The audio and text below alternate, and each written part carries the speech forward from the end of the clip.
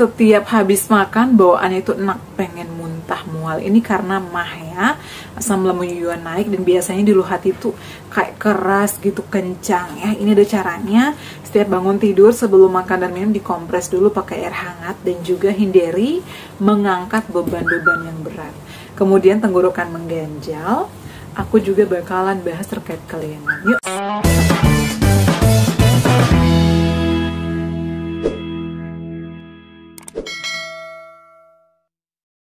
Assalamualaikum warahmatullahi wabarakatuh. Hai semuanya, kembali lagi di channel aku Deva dan Bunda. Apa kabarnya teman-teman? Semoga sehat selalu ya.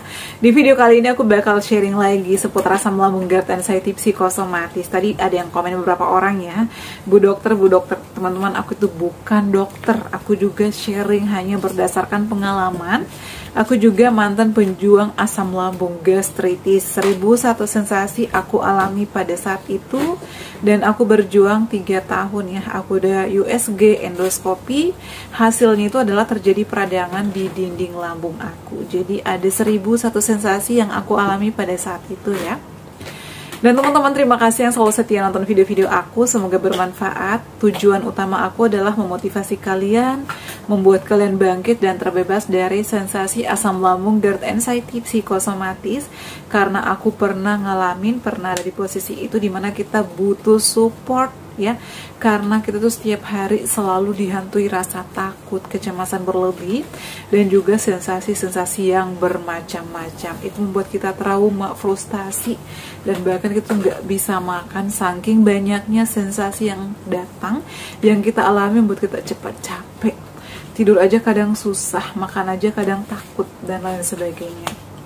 Sebelum lanjut, di sini aku bakal spill dulu pisang apa sih yang boleh kita konsumsi sehari-hari Bun, yang bagus untuk pejuang asam lambung, bagus untuk pencernaan, melancarkan BAB. Jadi teman-teman, ada beberapa jenis buah yang boleh kita konsumsi, tapi ada juga buah-buahan yang wajib kita hindari karena itu memicu asam lambung ataupun memicu gas. Banyak sekali yang nanya, Bunda, pisang Ambon boleh nggak? Jujur, pada saat aku berjuang, pisang Ambon itu nggak cocok sama aku, pisang nangka juga nggak cocok. Jadi kalau makan pisang Ambon ataupun pisang uli, pisang nangka, itu pasti sensasinya langsung muncul. Aku nggak tahu ya, lambung aku tuh dia mengenali pisang apa aja yang bagus atau yang cocok untuk aku konsumsi. Salah satunya itu adalah pisang sunpress. Nah, yang kayak gini ya, aku tuh beli di tukang buah. Biasanya beli ini isinya 4 atau 5, itu 15.000.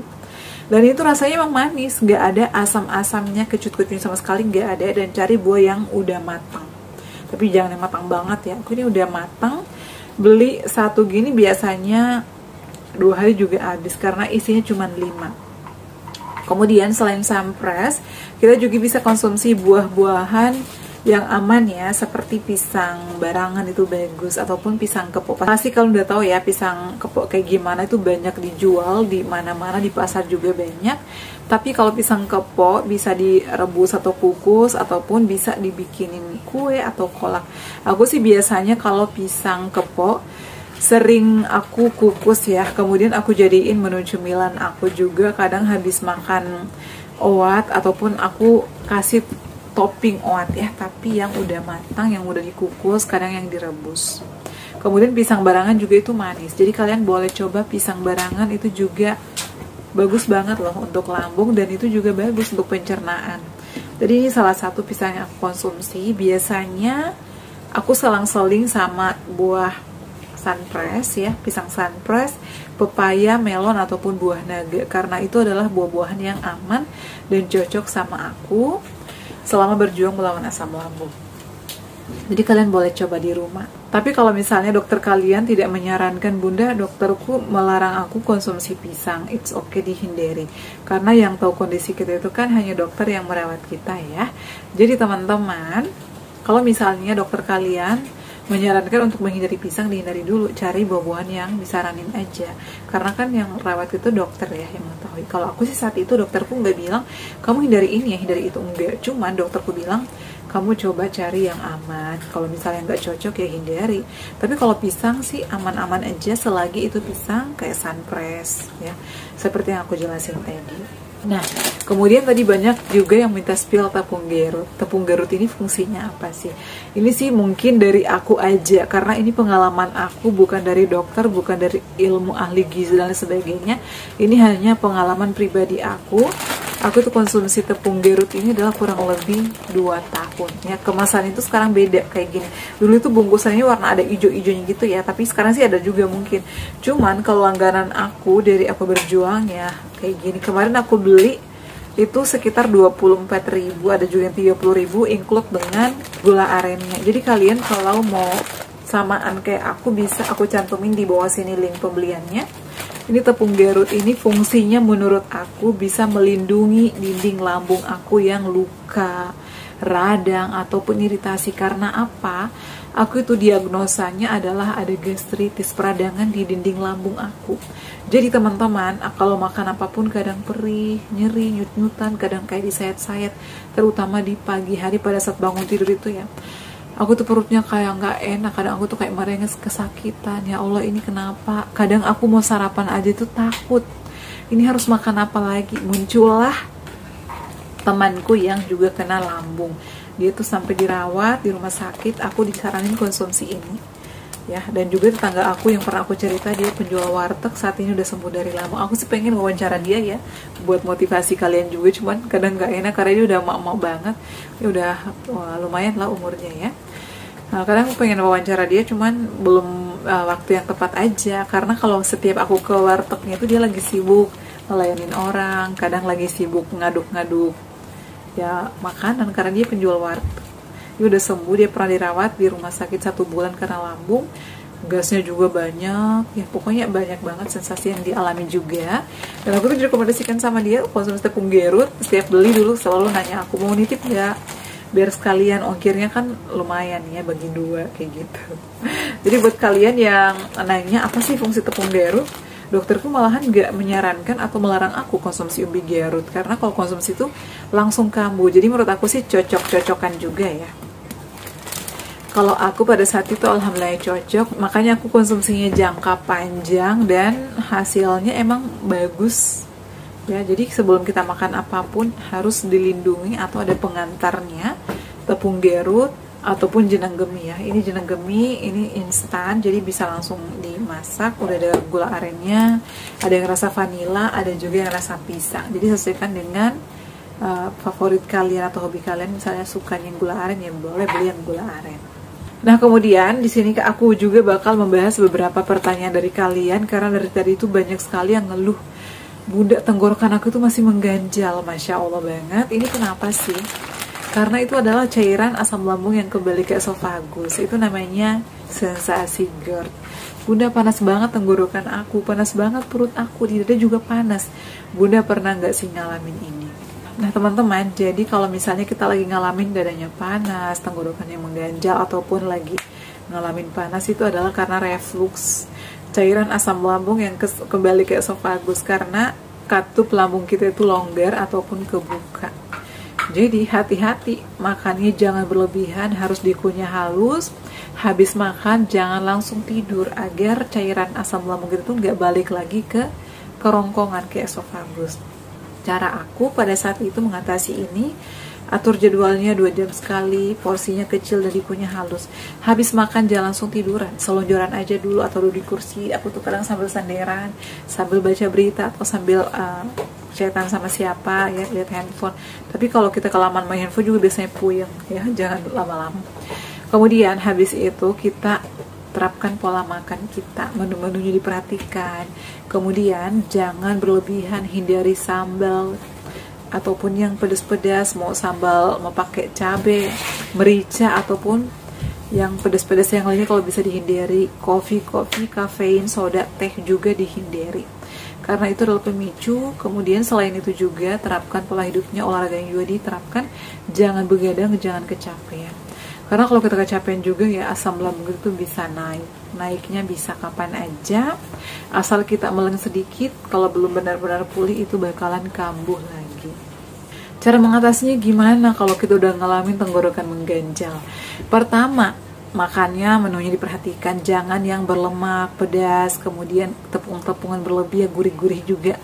dikurangi ini bukan yang nggak boleh ya, boleh tapi jangan berlebihan. Yang kedua, sering konsumsinya air putih yang suam-suam kuku atau yang hangat, jadi jangan minum yang air es. Kemudian kurangin yang manis-manis juga ya, jangan terlalu manis.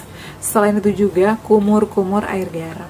Jadi air garam ini menurut aku juga ajaib, bisa mengeluarkan lendir-lendir kita yang ada di kerongkongan kita itu ya.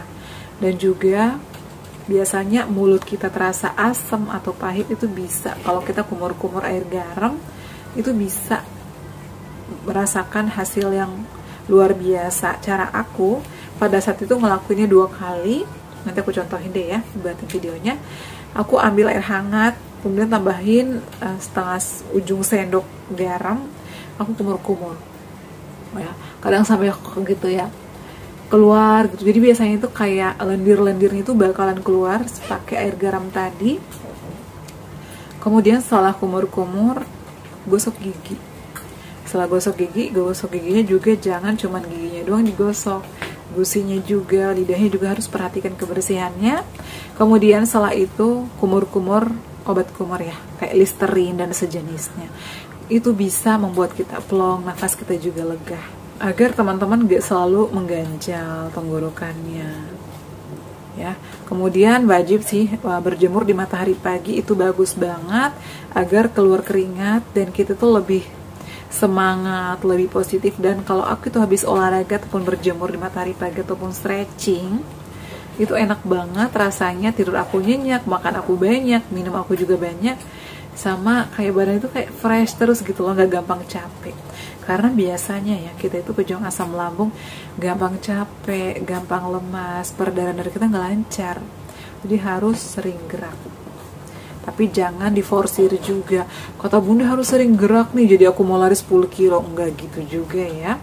Udah pagi-pagi stretching aja depan pintu atau depan rumah. Berjemur di matahari pagi. Lakukan itu serutin mungkin. Kita itu kalau misalnya udah memodifikasi pola hidup kita, yang tadinya kebiasaan-kebiasaan buruk kita ubah, itu pasti akan perlahan-lahan mulai membaik.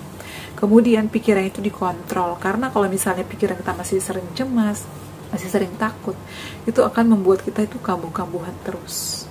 Karena kadang kita takut ini, takut itu, udah bebasin aja. Harus berdamai sama sensasi, berdamai sama diri sendiri, berdamai sama orang lain, berdamai sama Tuhan kita. Jadi jangan dikit-dikit ngeluh, karena kalau kita makin ngeluh, sensasinya itu makin banyak. Kemudian aku juga bakal bahas habis makan itu langsung enak, pengen muntah. Aku pernah ngalamin ya, dan ini ngalamin itu biasanya kalau menjelang menstruasi, itu faktor hormon juga, dan asam lambung juga kita lagi naik, terganggu ya. Cara yang aku lakukan kalau lagi ngalamin ini, konsumsi air putihnya nggak bisa yang dingin, yang biasa, harus yang suam-suam kuku. Dan aku tuh lebih banyak konsumsi madu.